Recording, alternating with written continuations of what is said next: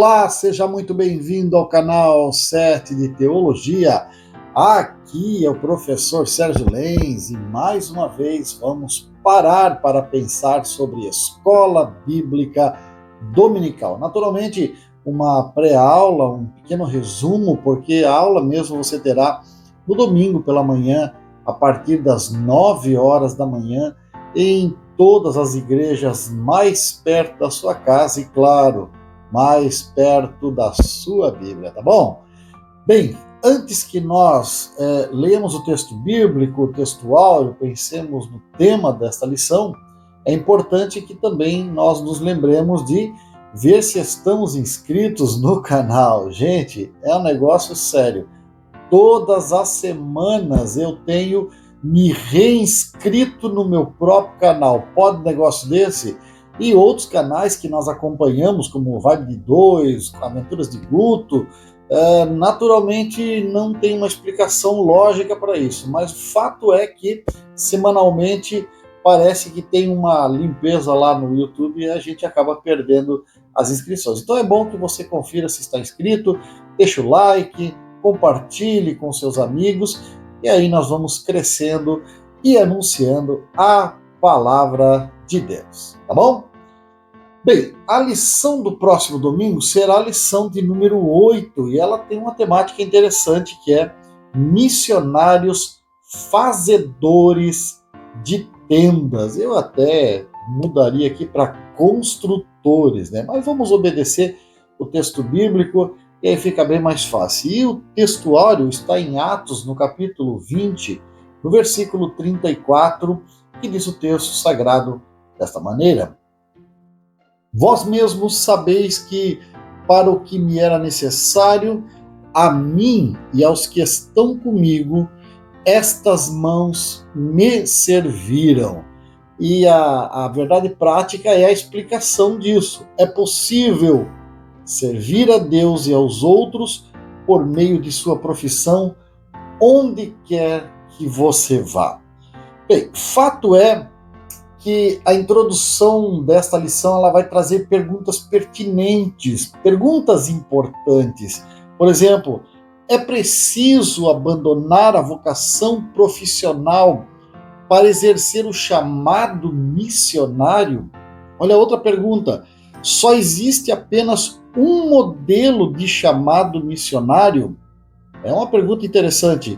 Chamado missionário e vida profissional são irreconciliáveis? E estas perguntas, elas nos provocam na busca de respostas para um tema tão importante.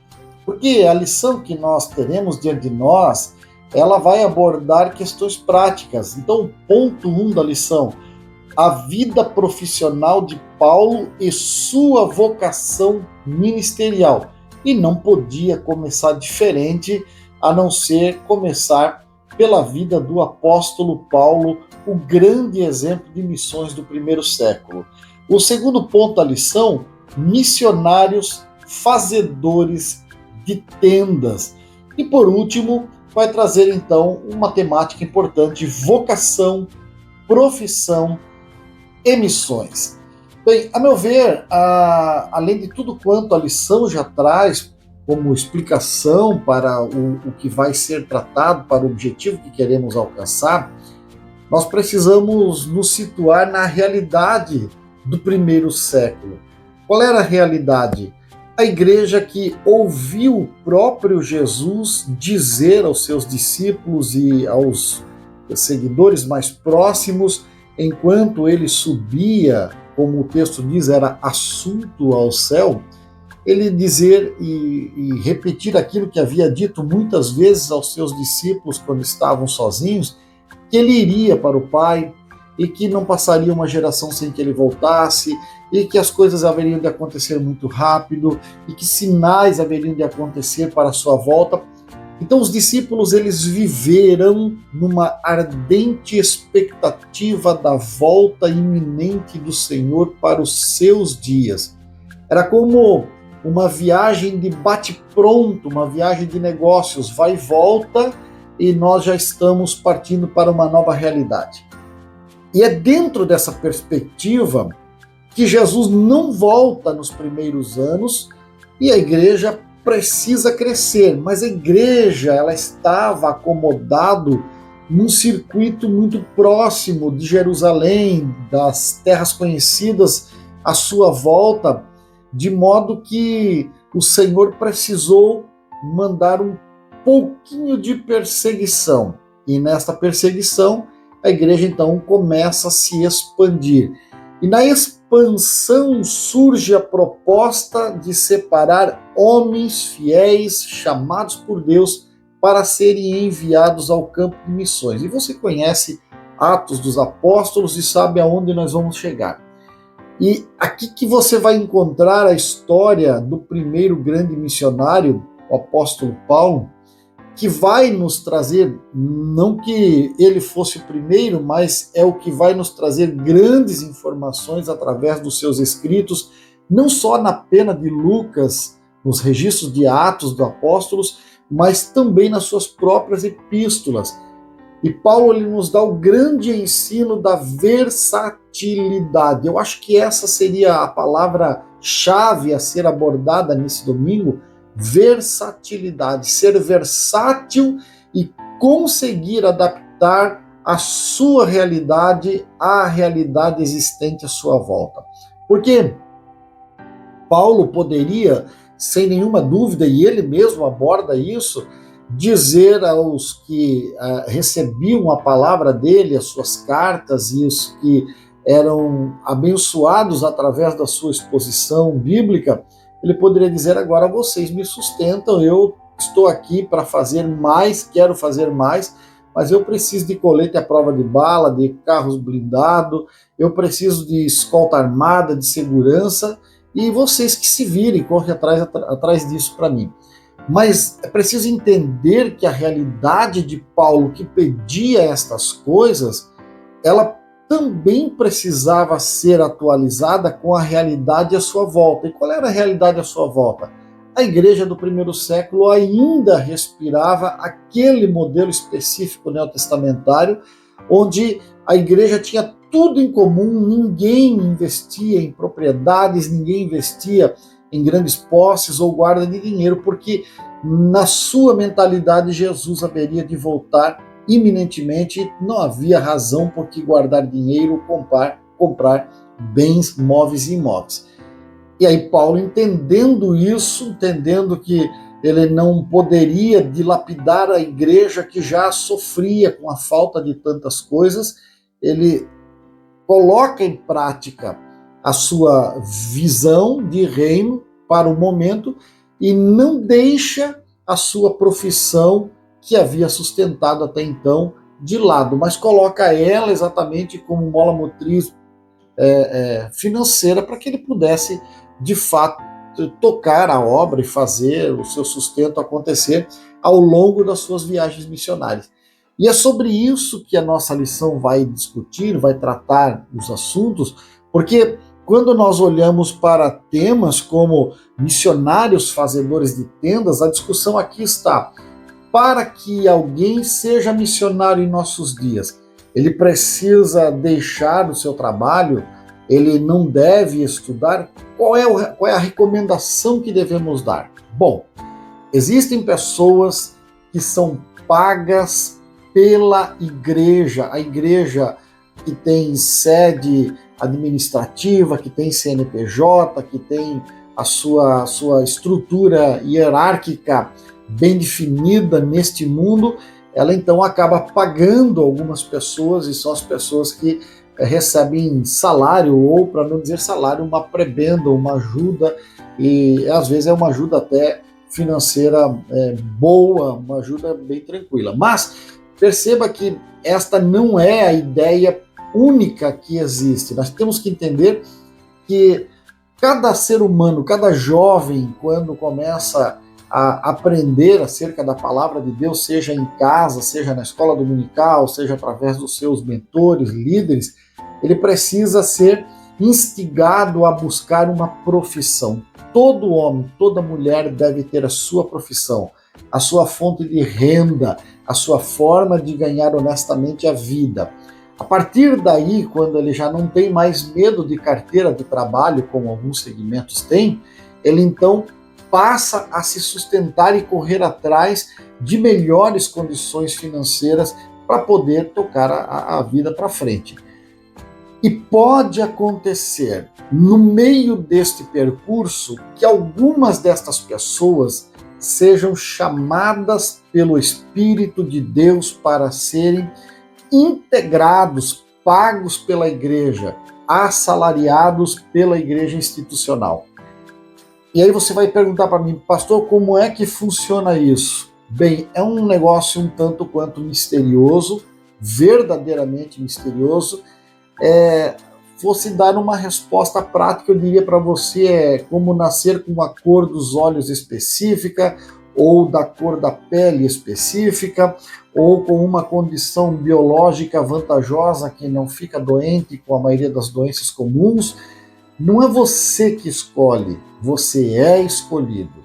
E quando você é escolhido e simplesmente nasce com essa escolha, as coisas acontecem naturalmente, sem que se force as portas, sem que se façam negociatas. E novamente alguém vai perguntar, tá, pastor, mas e aí, o que dizer daquelas pessoas que são embusteiros, enganadores, que estão à frente de ministérios, que estão ali por apadrinhamento político, que estão ali por negociatas? Bem, a Bíblia ela é muito clara, ninguém que usa de engano permanece para sempre na casa e na presença do Senhor. A cobrança logicamente virá, os problemas acontecerão e essa pessoa terá que pagar o seu preço, não tenha dúvida quanto a isso. Então é muito melhor deixar acontecer naturalmente, deixar que Deus dirija, que Deus faça, que Deus intervenha, que Deus comande. E quando Deus está no negócio, tudo acontece da maneira mais clara. O que nós não podemos é deixar de incentivar nossos jovens, nossos adolescentes, de procurarem uma vocação, de procurarem um emprego, de procurarem estudar, de melhorar, de serem profissionais qualificados, gabaritados nas suas mais diversas profissões e chamadas. E no meio do caminho, se acontecer um barulho perto de você, é o anjo chegando aí para te entregar alguma coisa do céu, e aí é diferente, tudo vai acontecer de maneira diferenciada, tá bom? Então por isso que vocação, profissão e missões não são antagônicos, muito pelo contrário.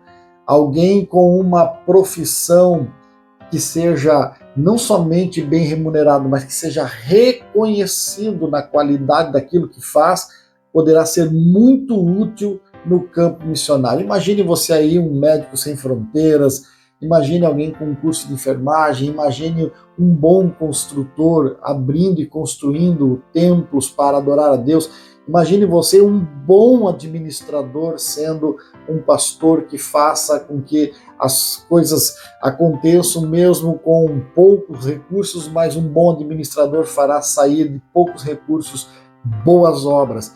Então, de qualquer maneira, mesmo lá na frente que alguém venha a ser pago por missões, pago por uma igreja local, ele precisará ter consigo o rótulo de ser um bom profissional naquilo que faz. Por isso a necessidade de ser um bom fazedor de tendas. Tá bom? Isso aqui é só uma pré-aula, um bate-papo de início, porque a aula mesmo será domingo pela manhã, às 9 horas da manhã. Eu espero você ali no templo da Assembleia de Deus de Flor de Nápoles para juntos crescermos, para juntos sermos edificados por essa palavra. A conclusão da lição vai nos trazer: Deus está chamando cada vez mais profissionais para que levem a mensagem da salvação até os confins da terra, especialmente aos povos não alcançados. Entretanto, é preciso um alerta: nem todos os que se sentem atraídos a fazer tendas estão qualificados para a tarefa. É necessário examinar os motivos e avaliar a disposição espiritual. Daí a importância do trabalho da igreja local na descoberta de vocações, pois é onde o crescimento espiritual ocorre mais plenamente no contexto de uma igreja saudável acompanhada de um programa pessoal, com o objetivo de levar a pessoa a desenvolver o conhecimento de Deus e das Escrituras. Uma vez que a base está firmada, podemos aprender habilidades ministeriais, especialmente como levar outros a Cristo e a discipulá-los. Então, quanto mais preparado, quanto mais sábio, quanto mais instruído, quanto mais de Bíblia no coração, na vida e na mente de um profissional qualificado, muitas serão as colheitas positivas que teremos ao longo da nossa história neste iminente apagar das luzes da humanidade. Que o Senhor Jesus nos conduza a um grande crescimento e uma grande colheita nesta reta final da igreja na face da terra. Porque se você for sábio, se você for esperto e olhar à sua volta, o hino dirá para nós: tudo nos mostra que Cristo já volta. Breve Jesus voltará. Breve Jesus voltará. Que ele nos encontre alertas, trabalhando enquanto é dia. Fique com esta palavra e vamos confiar nele, afinal de contas, ele era, ele é, ele será o maior, o melhor, o mais fiel companheiro.